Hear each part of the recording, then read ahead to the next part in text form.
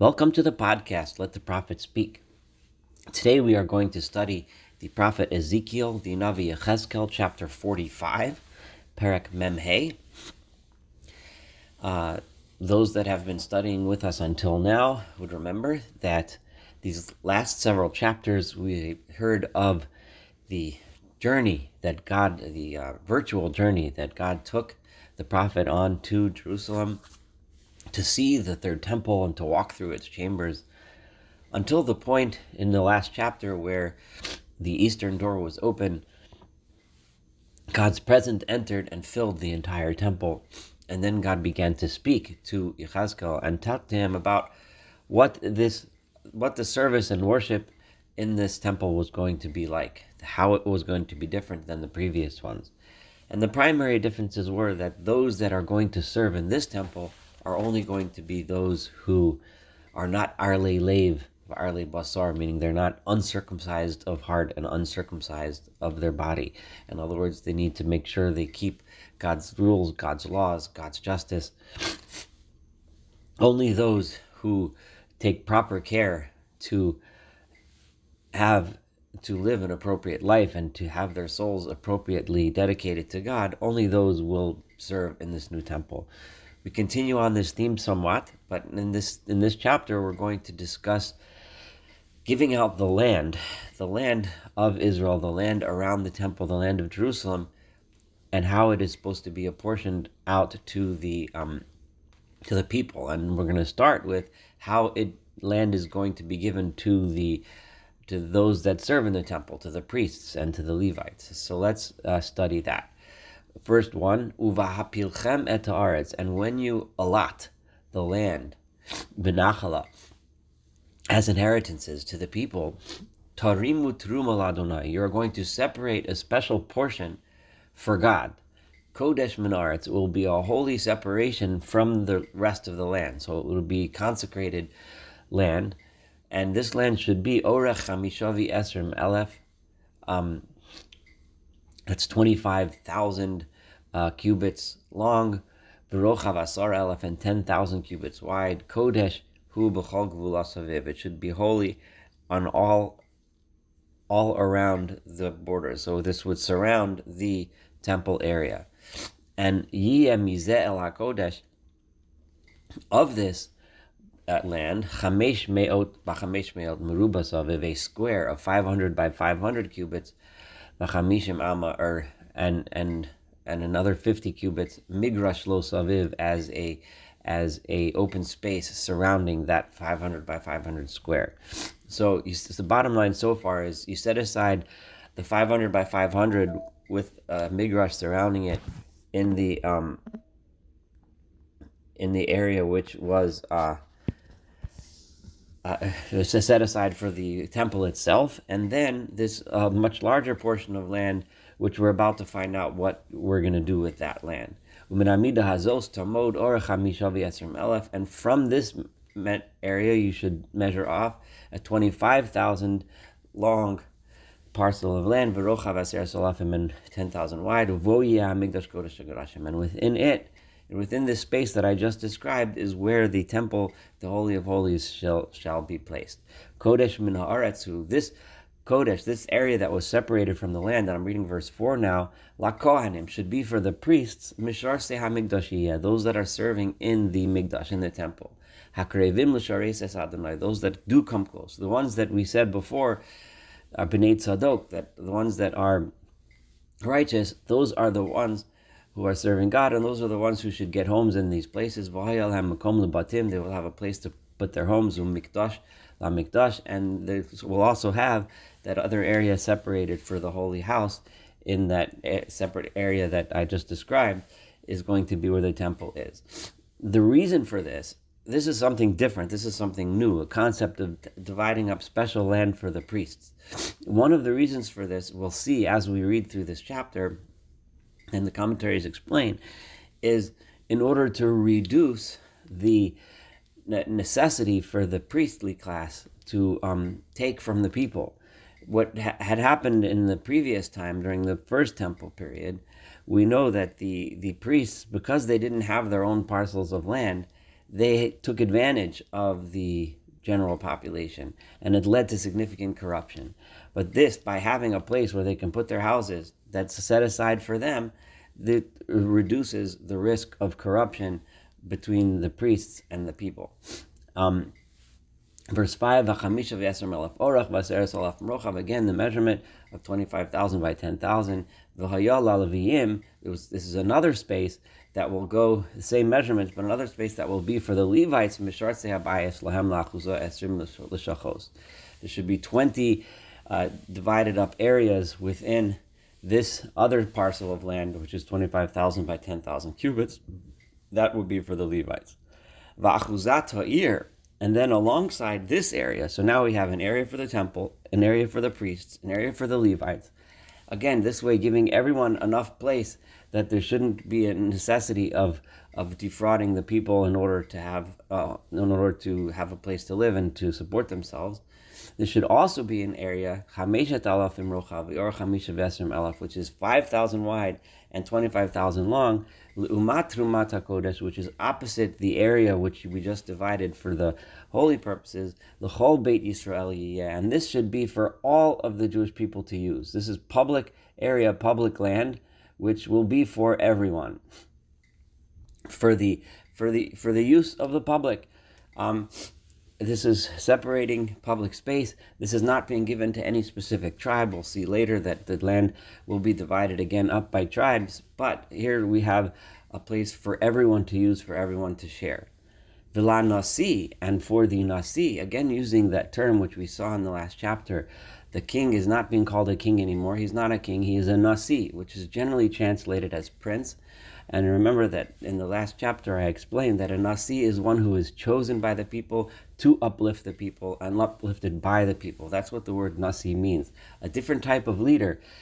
This leader, mizeh umizeh, on both sides, l'chumas hakodesh, of that area that was separated for the priests, v'la'achuzat ha'ir, and the area that was separated for the people, el pnei trumat hakodesh, v'el pnei achuzat ha'ir, alongside the public area and alongside the area that was set aside for the priests, mipa'at yom yama, one going on the west side towards the west, and mipa'at ked makadima on the east side towards the east, v'orach l'umot achar hachalakim, and the length going migvul yam el gvul kadima, from the western to the eastern boundary, another strip of land attaching them. This would be his land. So another land that is outside, and this is important, that the king, remember the kings before were criticized for considering themselves like deities and placing their place of residence and their graves themselves next to or even inside the temple. But here we're telling the king he lives outside of all of this, outside the public area, outside the priestly area, outside the temple area. This is verse 8. This should be given to him as a land, as an inheritance in Israel. And this is the key, and this is this last phrase, V'lo yonu od nisi'ai etami, and no longer will my leaders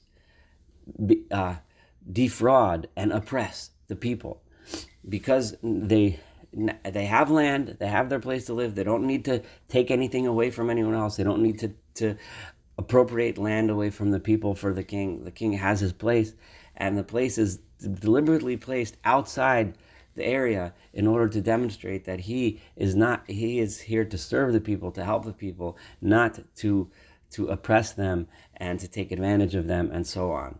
And this and then the rest of the country, so here we discussed the city of Jerusalem, the rest of the country will be divided up according to tribes, and we're going to have some more details about that later on. Now, in verse 9, God makes it very clear how this leadership in the Third Temple period is going to be, in the Messianic period, is going to be very different from the leadership we had before. And several times we've had Ezekiel criticize the leadership, but let's hear it again. Kol Amar Adonai Elohim, so says the Lord God, Rav lachem nesiei Yisrael, you leaders of Israel, it's enough for you, Chamas vashod asiru, enough already, enough of this bad behavior. I want you to stop all of this Chamas, this thievery, this oppression, vashod, and plundering the people, hasiru, remove that kind of behavior. Umishpat utdaka asu. And this is a very familiar phrase from all of the prophets. And what do I want from you? I want you to do justice and do righteousness. Mishpat utdaka. Harimu girusho sechem me'alami. Stop this business of evicting people from their homes. Apparently this was a big problem, that the kings and even the priests would take advantage of the others, evict them from their homes. But now I've given everyone enough place to live. I've given them enough, no more of this kind of awful behavior. No Adonai Elohim, so says the Lord God. But rather, what kind of a life should we have? How should you live? Verse 10, Moznei tzedek v'efat tzedek ubat tzedek yihi lachem. I want you to always have honest balances, honest balances for your scales, so you do business honestly. An honest ephah, which is a measurement for dry goods, and a bat is a measuring device for liquids. They should all be appropriate. They should all be correct. They should all be fair and just. Ha'ephah v'habat tochen echad yeh. There should be a specific standard for how big an ephah is and how big a bat is. L'seis ma'asar hachomer habat, so that the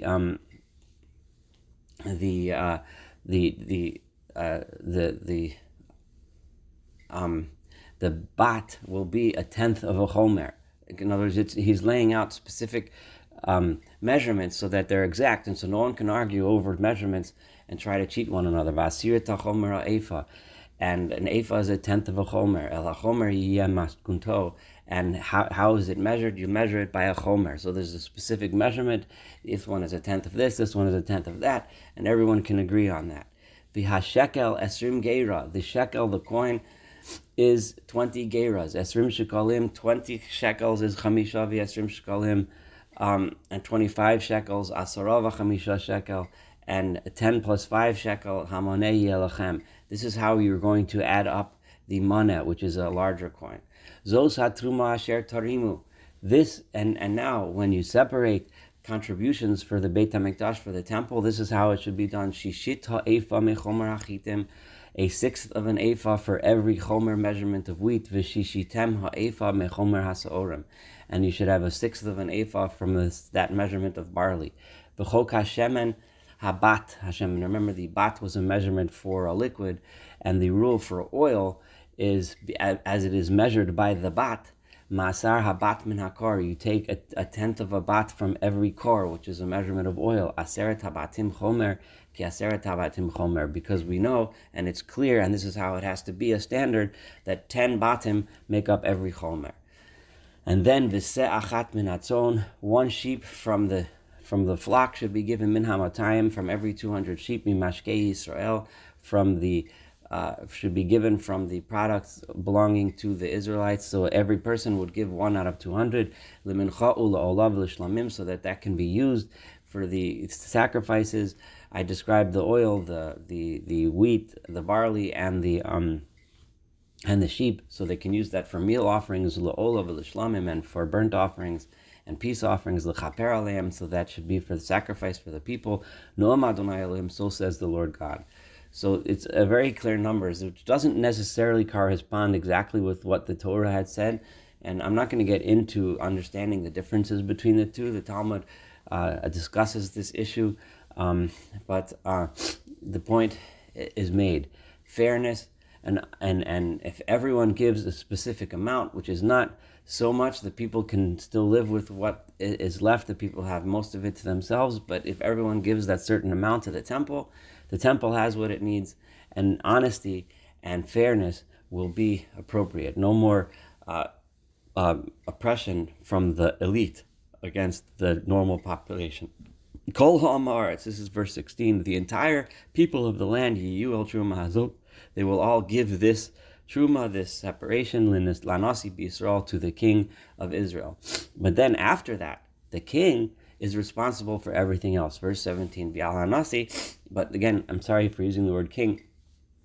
I'm going to use the word nasi, which is usually translated, like I said, as prince, but I'm going to say the leader. And the leader yet would be his responsibility for the olot, ha'olot, v'hamencha, v'hanesach, for the burnt offerings, the meal offerings, and the libations, for Bachagim, for the holidays of Echadashim, and for the first days of the month, Uva Shabbatot, and for Shabbat, B'chol Moadei Beit Yisrael, for all the special days of the people of Israel.